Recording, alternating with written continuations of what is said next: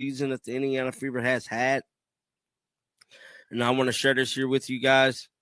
Instead, the Indiana Fever playoff chances take a hit after falling to 7th place in WNBA rankings. Now, I told y'all, man, if they fall in between 7th and 8th, I don't think Caitlin comes back, and I'm still holding on to that, man. I just don't think she come back. I believe they generated enough money off ticket sales with the All-Star game, even though she wasn't there, but she was still making appearances, and it looked like a big thing.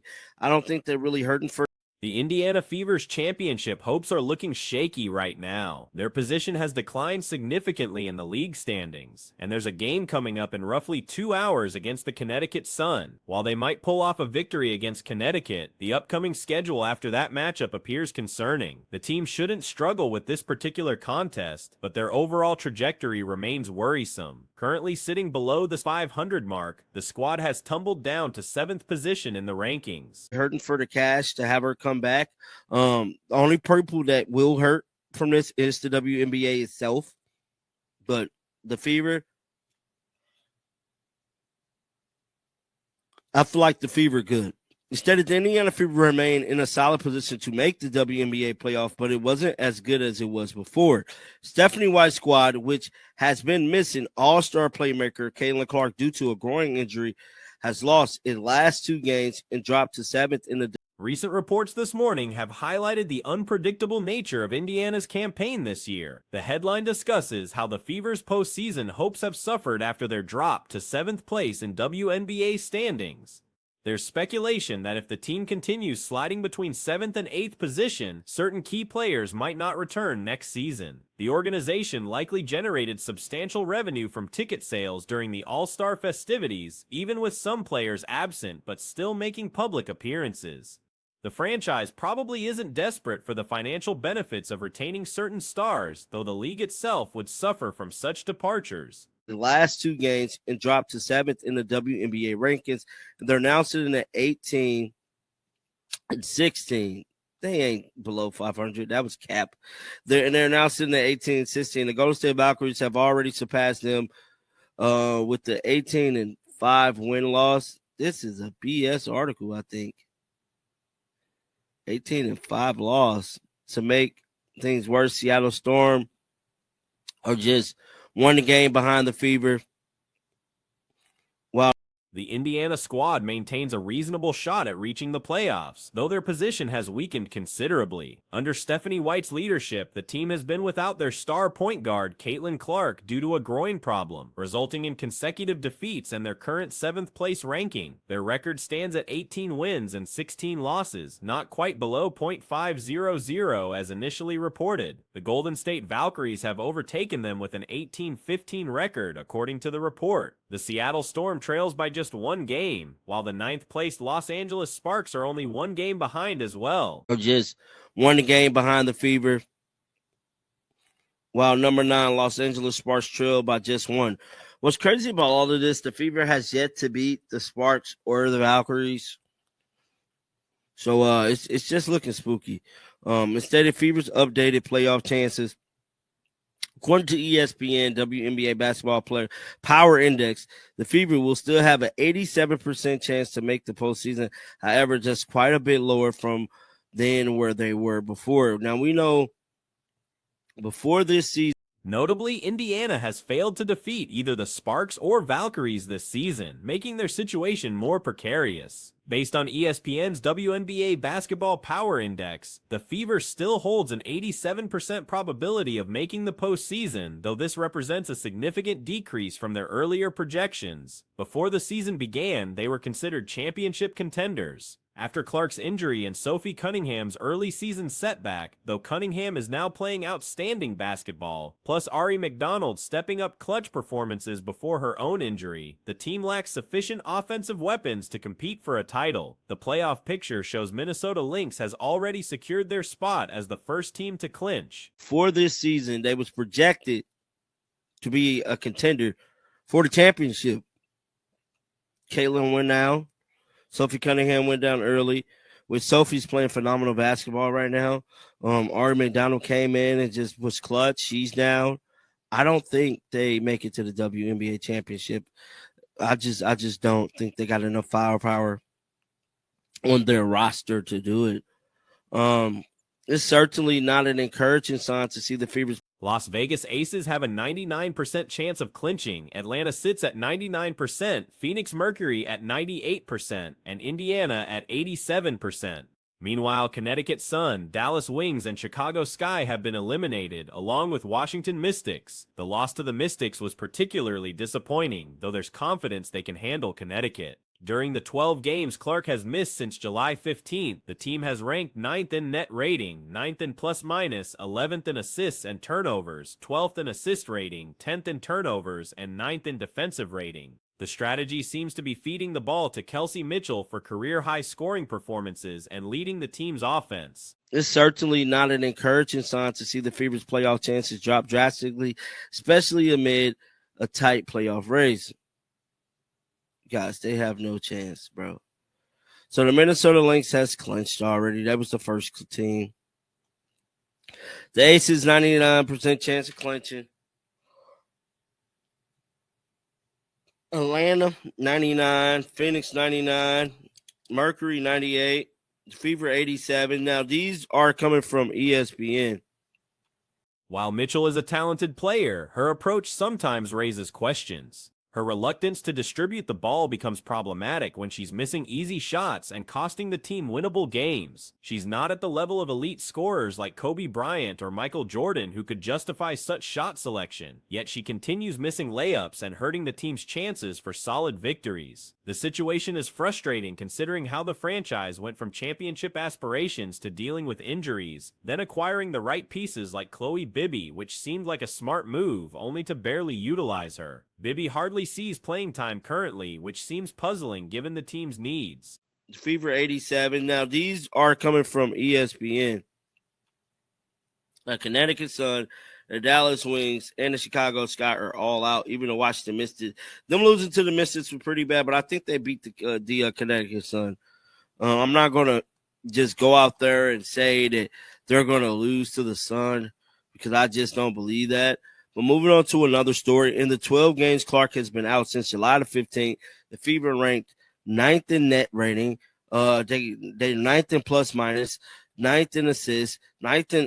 The injury report hasn't been updated yet, but the organization has extended Odyssey Sims' contract for another 7 days. She'll remain with the squad for another week, hopefully earning more playing time. There isn't much other news surrounding the team at the moment. The expectation is that they'll travel to Connecticut and secure a victory before returning home. However, the overall outlook remains uncertain as they navigate this challenging stretch of their season. Assists, 11th in assists and turnovers, 12th in assistant rate, 10th in turnovers, 9th in defensive rating.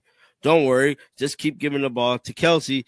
She can score career highs, best on the team, and that's how a lot of people feeling, man. Even myself, I'm a fan of Kelsey Mitchell. I really am. But the way she go about her business have me scratching my head sometimes.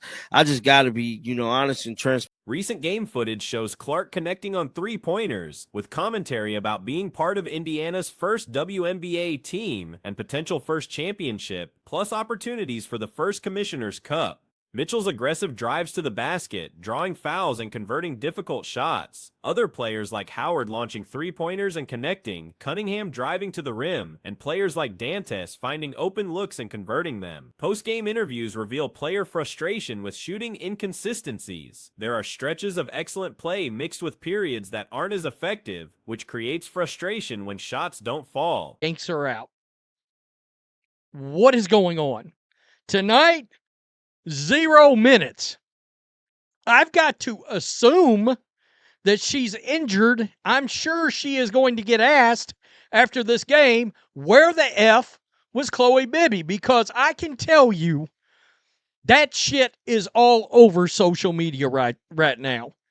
I mean, people, I suspect there will be a follow-up video in the morning, first thing, on the Even shots that feel good coming off the hand sometimes don't connect, including mid-range jumpers and three-pointers to start quarters. The challenge moving forward involves contributing in other areas while maintaining shooting confidence despite difficult nights. Getting to the rim effectively while dealing with tough shooting performances requires finding ways to stay aggressive and confident, knowing the work has been put in during practice. The Indiana Fever's current performance raises serious questions about their playoff credentials. With their loss tally now sitting at 16 defeats, they've fallen to a youthful Washington on the MIA action that was Chloe Bibby tonight. Let's start with something that might at least make you smile. This was Sophie Cunningham coming into the game. This was the highlight of the game. I mean, I don't know how else to say it. This was the highlight of the game. God almighty. Guys, this is the standings right here. Of course, these are not obviously updated as of yet. I got to tell you, Coach Stephanie White's decision-making continues to baffle observers and fans alike. The most glaring question mark surrounds Chloe Bibby's complete absence from the contest. Bibby, who typically enters games and connects on crucial long-range shots before being substituted out by White, logged 0 minutes against Washington. Without any injury reports surfacing, speculation runs wild about her mysterious benching. Social media erupted with criticism over Bibby's absence, with fans demanding explanations for why she never took the court. After tonight's game, the Fever are 10-8 at home. I'm sorry for you Stephanie White truthers. This team has a ton of talent. Even with Caitlin Clark out, this team has a ton of talent. You don't go 10-8 at home if you're a real threat to do anything in the playoffs. The situation has sparked intense debate about White's lineup choices and rotation patterns. Sophie Cunningham provided the lone bright spot in an otherwise forgettable evening for Indiana supporters. Her performance stood out as the singular moment worth celebrating in what was otherwise a disappointing display. The current standings paint a troubling picture for the franchise. After this defeat, Indiana sits at 10-8 on their home floor, a record that suggests mediocrity rather than championship ambitions. To do anything in the playoffs, maybe even make the playoffs. I mean, 10-8 at home? Seriously? You see good teams, 11-3, 17-2. You've got to dominate at home. It's crazy. They're 18-16 now. In the loss column, the Valkyries have now moved ahead of the Fever.